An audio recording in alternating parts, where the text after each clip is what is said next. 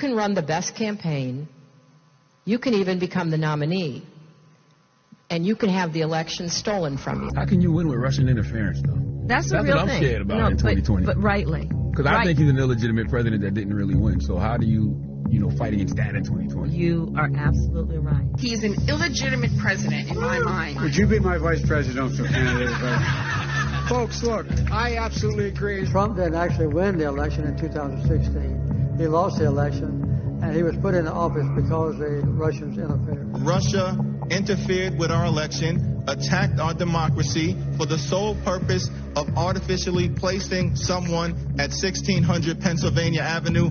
They were successful. Trump knows he's an illegitimate president. The president-elect, although legally elected, is not legitimate. I don't see this president-elect as a legitimate president. You said you believe that Russia's interference altered the outcome of the election. I do. We have a president who, if in fact it is proven, has been assisted by the Russians and may in fact not be a legitimate president. The one thing that Trump is fearful of when it comes to his being president is that finally we will see how illegitimate his victory actually was. I have an objection. I object to the 15 votes from the state of North Carolina. I object because people are horrified. He's an illegitimate president. Our election was hijacked. There was no question. Congress has a duty to hashtag protect our democracy and hashtag follow the facts. John Lewis is completely right. There is a cloud of illegitimacy around the election of Donald Trump. The Russians interfered with his election. James Comey and the FBI interfered with his election. The fake news industry interfered with his election. Trump knows he's an illegitimate president who got illegitimate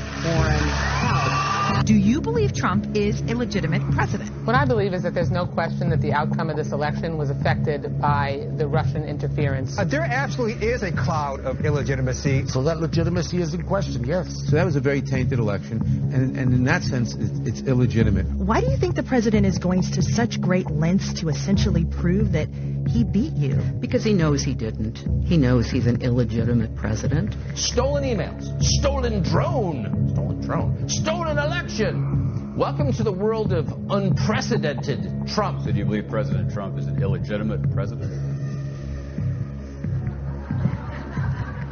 Based on what I just said, which I can't retract. He tweeted in February 2018, quote, "The more we learn about the 2016 election, the more illegitimate it becomes. America deserves to know whether we have a fake president in the Oval Office." The Russian attempt to have the election, and frankly, the FBI is weighing in on the election, I think makes his election illegitimate. There was a widespread understanding that this election was not on the level. We still don't know what really happened, Isaac. I mean, there's just a lot that I think will be revealed, history will discover, but you don't win by 3 million votes and have all this other shenanigan stuff going on and not come away with an idea like, whoa, something's not right here. Seems to me that there's a cloud of illegitimacy that continues to hang over 1600 Pennsylvania Avenue. The outcome of the election was affected by their interference, and now we need to know, to what degree, if any, the Trump campaign was actually in collusion with Russia. He knows he's an illegitimate president, so of course he's obsessed with me, and I believe that it's a guilty conscience. We actually won the last presidential election, folks. They stole the last presidential election. And Al Gore won that election. I think he won it anyway. Actually, I think I carried Florida. Al Gore won the election nationwide and also in Florida, but the Supreme Court ruled the other way. Al Gore got more votes, but not enough to stay out of the Supreme Court, where President Bush was elected 5-4. Bush versus Gore.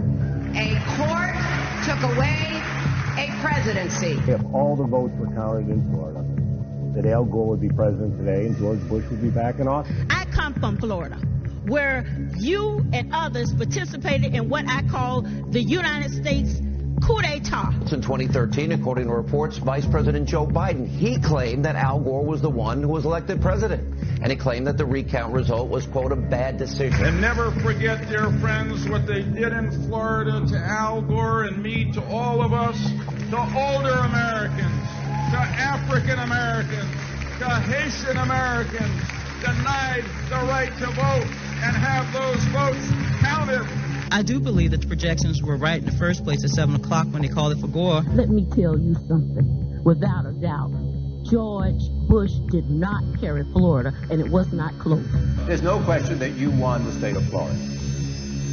Oh, thank you, Charles. No, it's a question. That's a question. We will never know because the votes weren't counted. But and did, in your judgment... I mean, that's unfortunate. Yeah. And there is no other way of saying it but be very blunt.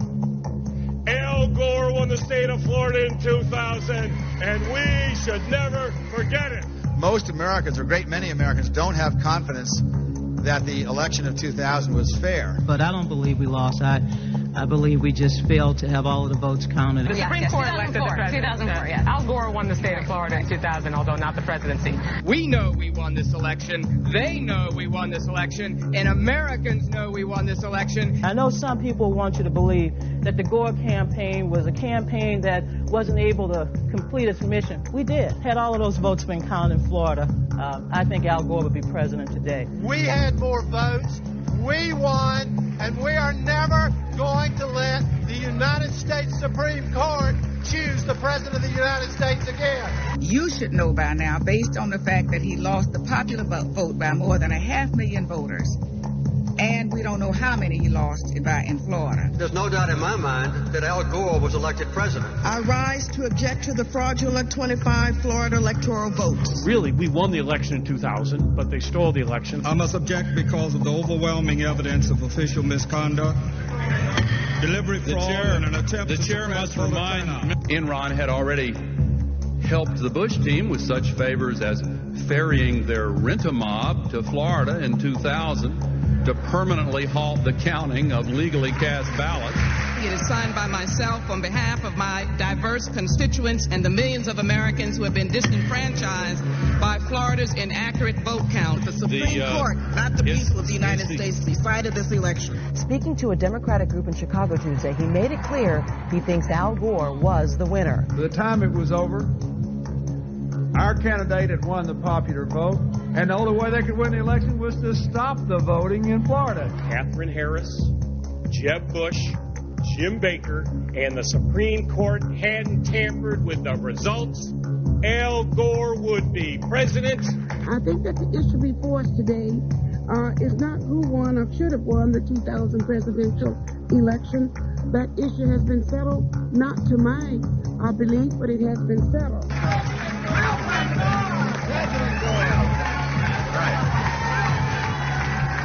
Let's just drop the vice. President Gore, that's all right. Al Gore should have been President of the United States. Al Gore made it possible for George Bush to be the only appointed president in the history of these United States. Democrats have won the past 3 presidential elections. In 2000, unions turned out 25% of the vote, and Al Gore won. But the Supreme Court tampered? That's a large charge. The Supreme Court stopped the counting of the votes, and if they'd let the count go on, Al Gore would have got the necessary votes. The Supreme Court selected George W. Bush as the president. He was not elected. There is overwhelming evidence that George W. Bush did not win this election. What I observed as a voter, as a citizen of Illinois 4 years ago, were troubling evidence of the fact that not every vote was being counted. I don't think that George W. Bush won the election in 2000 against Al Gore, because I think he probably lost Florida and also that nationwide. If you invite me back on this show in about 8 weeks, I think you're going to learn that Al Gore actually did get all the votes there. I felt what happened in Florida was a carefully worked out conspiracy. That many things could not go wrong in one state without there having been a conspiracy. And many different things did go wrong. Many tricks were pulled of various kinds. The vice president did win, but and I do believe that the majority of voters that intended to go to polls last year wanted to vote and cast their votes for Al Gore. I do believe that in terms of Florida as well. The court has been thwarting formation of the popular will, the most spectacular example being Bush versus Gore, where the majority, by a 5-4 vote, enjoined the counting of more than 100,000 ballots in Florida and essentially gave America its first court-appointed president. And stolen. even though Al Gore won the election, he won't take office. That election was stolen from the rightful winner. So, Mr. Speaker, I'm here today to talk about a stolen presidential election. I think in 2000, everybody thought, well, he did win the election, Al Gore. He started dividing America here in Florida by trying to take an election that I think any reasonable person would say he hadn't actually won. What happened in Florida will go down in history as a coup d'etat. Could we conclude, or is it possible that there was a conspiracy and Florida officials were involved in the conspiracy? Never have so many things gone so wrong in one place before. How did all these things happen all at the same time in the same state? And is not it possible that there was a conspiracy that was very well organized? Why were the state police out there on that day, election day, checking license plates and so forth? You know, how did all these things happen in one state at one time in one election? Is it possible that we ought to use the word conspiracy and not be afraid of it? And I sure wish Gore was president right now. He should be. Well, he actually got elected. Well, good. A battle that by the will of the people should have ended in victory. But tens of thousands of Florida votes either were not counted or tossed out in the 2000 presidential election. 5 Supreme Court justices trumped the votes of 51 million Americans. We should have let the entire state be recounted so it was clear that Al Gore actually won the state of Florida. And Al Gore won the election. We had the election stolen from us. You must admit that. They stole it. And we need a leader to help us get revenge. Y'all voted for Al Gore. He won the election. They usurped the powers of the Florida Supreme Court and intervened. It was a fix as far as we're concerned. You know, there's no polite way to talk about it except the fix was in. After the election, when you stole the election, you came back here and said, get over it. No, we're not going to get over it. You know it, I know it, they know it. We won that election. Constantly shifting vote tallies in Ohio and malfunctioning electronic machines which may not have paper receipts have led to additional loss of confidence by the public. The right to vote has been stolen from qualified voters. The New Yorker reported that Kerry thought that, quote, proxies for Bush had rigged many of the voting machines. In 2004, the democratic process was thwarted. The 2004 presidential election in Ohio was riddled with unnecessary problems. Some machines malfunctioned, causing votes to be counted more than once, or not at all. Based upon an inordinate number of allegations suggesting gross voting rights violations and misconduct, I join with my colleagues in objecting to counting the state of Ohio's electoral votes. As in 2000, the votes of many who wanted to vote were not, in fact, counted. This last Friday night, I arranged to meet Senator Kerry at a fundraiser to give him a copy of my book. He told me he now thinks the election was stolen. The wife of John Kerry said she has lingering doubts about the legitimacy of the election. Her theory goes like this. 2 brothers, she calls hard right Republicans, own 80% of the voting machines in the U.S. Therefore, it would be easy to hack into the mother machines that control the electronic voting. There were numerous irregularities in Ohio, including large percentages of rejections of provisional balloting, problems with voting machines. As we look at our election system, I think it's fair to say that there are many legitimate questions about its accuracy, about its integrity. There are still legitimate concerns over the integrity of our elections. The question, obviously, is how many instances were not caught that we don't know about? Number one, we've seen a lot of what I'll call honest glitches where it just didn't work right. But also that these machines are hackable. A dishonest employee of the vendor, or a dishonest employee of a local board of elections, or simply someone who knows electronics and has a computer at home. Could hack into these machines and put in a secret instruction to disregard every 20th Democratic vote or add 10% to the Kerry or to the Bush vote or whatever. And you might not ever know.